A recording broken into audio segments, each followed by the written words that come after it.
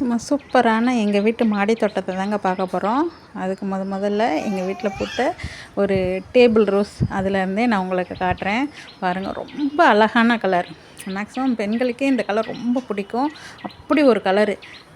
அதுக்கப்புறம் அப்படியே கீழே வந்தோன்னா ஃபுல்லாக தக்காளி செடி இருக்குது. தக்காளி செடினா அதுக்கு பின்னாடி பாருங்களேன், ஒரு ட்ராகன் ஃப்ரூட்டு. அது இப்போ தான் முளைச்சி வந்துட்டுருக்கு. இது வந்து இந்த தக்காளி செடியில் எப்படி இருந்துச்சுன்னா, நான் வேஸ்ட்டான காய்கறி இதெல்லாம் எடுத்து அந்த மண்ணில் போட்டு வச்சுருப்பேன். பார்த்தீங்கன்னா தெரியும், தக்காளி பழம் இதெல்லாம் கிடக்கும். அதுலேருந்து வளைச்ச பார்த்தீங்கன்னா குட்டி குட்டியாக ஃபுல்லாக தக்காளி நாற்று தான். அதில் 1, 2 மட்டும் 2, 3 மட்டும் முன்னாடியே போட்டிருப்பேன் போல், அது பெருசாகிடுச்சு. இது வந்து எங்கள் மினி குளம். அப்படியே அதுக்கு மேலே பார்த்தா இது பாருங்கள், அவரைக்காய். சும்மா அப்படியே சடையாக பிடிச்சிருக்குங்க.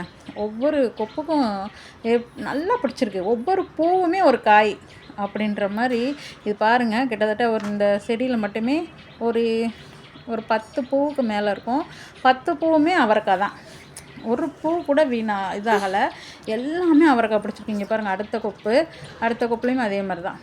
ஒரு பக்கத்துக்கு 2 பூ வந்திருக்கா. 2 பூவுலேயுமே 2 அவரைக்காய். அதே பாருங்கள், அங்கே பாருங்கள், 2 அவரைக்காய்.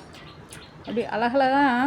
உண்மையாங்க இந்த மாடி தோட்டத்தை லவ் பண்ணுறோம் அப்படின்னு கூட சொல்லலாம். அவ்வளோ ஒரு பார்க்கவே நம்மளுக்கு ஒரு அழகு. நம்ம பிள்ளைகளை பார்த்து வளர்க்குற மாதிரி பார்த்து அழகாக வளர்க்கலாம்.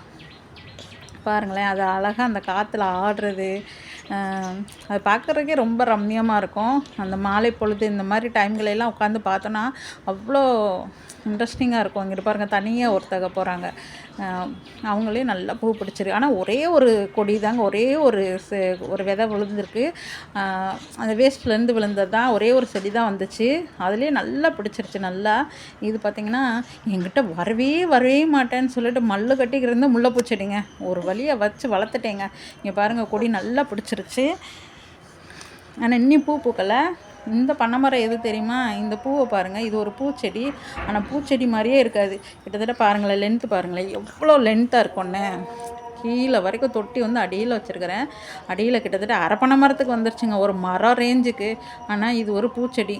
நம்மளுக்கு எல்லாத்துக்கும் தெரியும், அந்த வெல்வெட்டு பூன்னு சொல்லுவாங்க, கோழி கொண்ட பூ அப்படின்னு சொல்லுவாங்க. அப்படின்ற பூ கிட்டத்தட்ட ஒரு 6 அடிக்கு கிட்ட வந்துருச்சு. என்ன வளர்த்திய விடலாம் தாண்டிடுச்சு. அந்தளவுக்கு வளர்ந்துருக்கு. இந்த பூ பாருங்கள், இந்த பூவுமே பார்க்குறதுக்கு ரொம்ப அழகாக இருக்கும். ஆனால் இது கொஞ்சம் ஒரு 2 நாளைக்கு தான், அப்புறம் உதிர்ந்துடும்.